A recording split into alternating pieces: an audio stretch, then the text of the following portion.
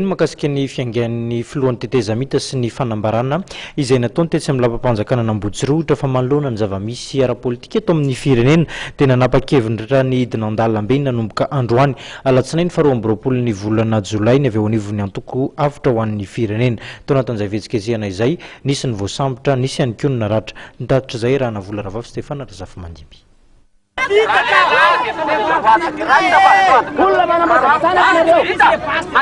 Nidina teny amin'ny arabe ny fahaleovantena teto Analakely androany ny avitra ho an'ny firenena. Fihetsiketsehana izay naparitaka mpitandro filaminana tany bomba mandatsa-dranomaso. Vokany iray naratra ary olona roa ny voasambotra mpitandro filaminana. Ankoatra io dia nirofo mpitandro filaminana ihany koa ny fanamafisam-peo izay nampiasain'ny mpanao fihetsiketsehana. Sy nampihemitra ny atoko avitra ho an'ny firenena nefa ny fisian'io fifandonana io. Ny mpitarika izay tazana hatrany teny toerana ary nanamafy ny fitakiana ny tokony hanatanterahana fifidianana ary mitaky ihany koa ny fanofanany rafitra izay misy amin'izao fotoana izao. Ny hetsika izay natao androany aloha hetsika tsy hoe fanairana fa efa tonga ity dia hetsika roso. Izay dia mihetsika ampilaminana ny zavatra neritreretinay atao.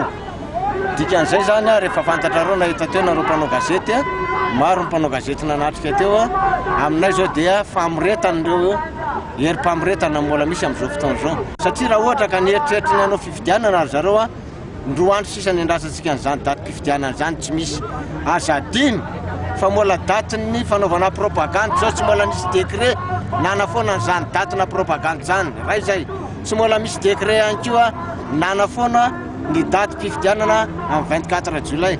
Mazava ny herim-pamoretana atao eto amin'ity firenena ity fa ny avitra ho an'ny firenena tsy matahotra herim-pamoretana.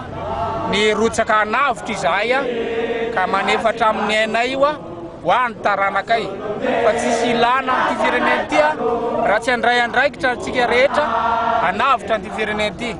Fandrovana ny takiana teto fa tsy fandrobana mandrobana atao eto amintsika ny teny izao. Fantatra daholo ny adalana ataon'ny mpitondra fanjakana rehetra tsy manaiky an'izany ny avitra amin'ny firenena. Fanomboana ny androany ary tsy mitsahatra io.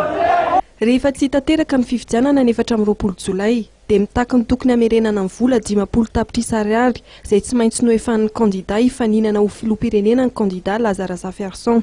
Ny atoko avitra ho an'ny firenena izay milaza fa ilaina ny fanovana ny fitondrana misy amin'izao fotoana izao ary mitaky ny tokony isian'ny rafitra vaovao hikarakara fifidianana. Laza koa ity atoko ity fa nohy hatrany ny hetsika izay tanterahan'izy ireo eny Analakely mandra-pisiany izay rafitra vaovao izay.